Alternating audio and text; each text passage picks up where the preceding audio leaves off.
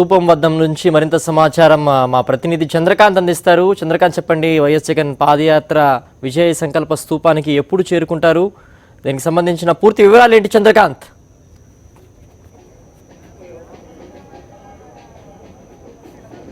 సిద్ధు, మరికొద్ది గంటల్లో వైఎస్ జగన్మోహన్ రెడ్డి ప్రజా సంకల్ప యాత్ర ఇదే ఇచ్చాపురం వేదికగా పూర్తి కాబోతుంది. పాదయాత్ర ముగింపునకు సాక్షిగా ఇక్కడ విజయ సంకల్ప స్థూపాన్ని ఏర్పాటు చేశారు. 3648 కిలోమీటర్లు. ప్రపంచ రాజకీయ చరిత్రలోనే ఏ రాజకీయ నాయకుడు చేయని సుదీర్ఘ పాదయాత్రని వైఎస్ జగన్మోహన్ రెడ్డి ఇచ్చాపురంలో ముగించబోతున్నారు. ఈ నేపథ్యంలోనే విజయ సంకల్ప స్థూపం వద్ద మనం ఉన్నాం. మధ్యాహ్నం 2 గంటల ప్రాంతంలో వైఎస్ జగన్మోహన్ రెడ్డి ఇక్కడికి రాబోతున్నారు. ఈ 3648 కిలోమీటర్ల సుదీర్ఘ పాదయాత్రకు గుర్తుగా ఏర్పాటు చేసిన ఈ విజయ సంకల్ప స్థూపాన్ని జగన్మోహన్ రెడ్డి ఆవిష్కరించబోతున్నారు. ఆ తర్వాత ఇక్కడ నుంచి 2 కిలోమీటర్లు ముందుకెళ్ళి ఇచ్చాపురం పాత బస్టాండ్ సెంటర్లో జరిగే బహిరంగ సభలో వైఎస్ జగన్మోహన్ రెడ్డి చివరి ప్రసంగం ఉండబోతుంది. పాదయాత్రకు సంబంధించి 14 నెలలుగా సాగిన పాదయాత్రకు సంబంధించి చివరి ప్రసంగం ఇచ్చాపురం వేదికగా ఇవ్వబోతున్నారు. ఈ నేపథ్యంలోనే మనతో మాట్లాడటానికి పార్టీ ప్రధాన కార్యదర్శి కాటసాని రాంభూపాల్ రెడ్డి మనతో ఉన్నారు. చెప్పండి రాంభూపాల్ రెడ్డి గారు, మొత్తం కూడా యావత్ ఆంధ్రప్రదేశే కాదు ప్రపంచవ్యాప్తంగా ఉన్న తెలుగువారు అభిమానులంతా కూడా ఇచ్చాపురంలో ఏం జరుగుతుందో అన్న చర్చ జరుగుతున్న నేపథ్యంలో ఈరోజు వైఎస్ జగన్మోహన్ రెడ్డి ప్రసంగంలో ఏముండబోతుంది, పూర్తిగా పాదయాత్రలో 14 నెలలు సాగిన పాదయాత్రకు ముగింపుకు సంబంధించి మీరు ఎలా? రాజకీయ రంగంలో ఒక చరిత్రాత్మక ఘట్టం ఇది. ఒక నాయకుడు, ఒక పార్టీ నాయకుడు దగ్గర 1 సంవత్సరం పైగా ప్రజల్లో మమేకమై ప్రజా సంకల్ప యాత్ర దగ్గర 3600 కిలోమీటర్ల పైగా నడచడం అనేది ఒక చరిత్రాత్మక ఘట్టం ఇది. దాంతోపాటు ఇంతకుముందు దివంగత నేత రాజశేఖర రెడ్డి గారు 2003లో పాదయాత్ర చేయడం జరిగింది. ఇక్కడనే ఇచ్చాపురంలోనే ముగించడం జరిగింది. ఆ పాదయాత్రలో కూడా నేను పాల్గొనడం జరిగింది. ఈరోజు జగన్మోహన్ రెడ్డి పాదయాత్రలో కూడా ఈరోజు పాల్గొనడం, అంటే 2 పాదయాత్రలో పాల్గొన్న అదృష్టం నాకు కలగడం నాకు ఒక విధంగా సంతోషం.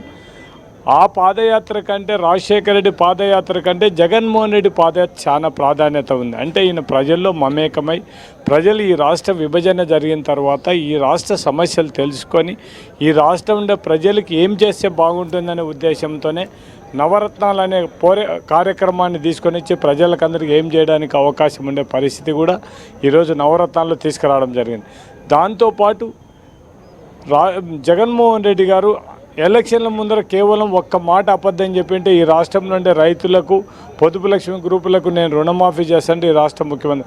కానీ ప్రజలకు ముందర ఏ మాట చెప్తే ఆ మాట కట్టుబడి ఉండాలనే నాయకుడు జగన్మోహన్ రెడ్డి గారు. కాబట్టి చంద్రబాబు నాయుడు గారు మాత్రం ఓట్ల కోసం లేకుంటే పదవుల కోసం మాటలు చెప్పి ప్రజలను మభ్యపెట్టే పరిస్థితి జగన్మోహన్ రెడ్డికి లేదు. కాబట్టి ఈరోజు ప్రజలందరూ కూడా జగన్మోహన్ రెడ్డిని విశ్వసించడం జరుగుతుంది. ఆ రోజు 2014లో 1 మాట చెప్పింది ఏంటంటే ఈరోజు ఇబ్బంది లేనే లేదు కానీ అనేది ఒకటి. దాంతోపాటు రైతులందరూ కూడా ఈ 4 సంవత్సరాలు చాలా ఇబ్బంది, గిట్టుబాటు ధర లేక, వర్షాలు లేక, మళ్ళా రాజశేఖర రెడ్డి పరిపాలన 2009 సువర్ణమైన పరిపాలన మళ్ళీ రావాలంటే జగన్మోహన్ రెడ్డి కావాలని ప్రజలందరూ కోరుకోవడం జరుగుతుంది. అలాగే వైఎస్ఆర్సీపీ రైతు విభాగం రాష్ట్ర అధ్యక్షుడు నాగిరెడ్డి మనతో ఉన్నారు. చెప్పండి, మొత్తం కూడా సుదీర్ఘ పాదయాత్రకు ఇచ్చాపురంలోనే ముగింపు పలకబోతున్నారు. మొత్తం రైతాంగ సమస్యలు కూడా అనేక మంది అనేక ప్రాంతాల్లో కరువు కాటకాలు, అనంతపురం జిల్లా కావచ్చు, అనేక సమస్యల్ని జగన్మోహన్ రెడ్డి దృష్టికి తీసుకెళ్లారు. ఈరోజు చివరి ప్రసంగం పాదయాత్రకు సంబంధించి మొత్తం రైతాంగ సమస్యలను కూడా ఆయన అడ్రస్ చేయబోతున్నారా, ఏంటి పరిస్థితి?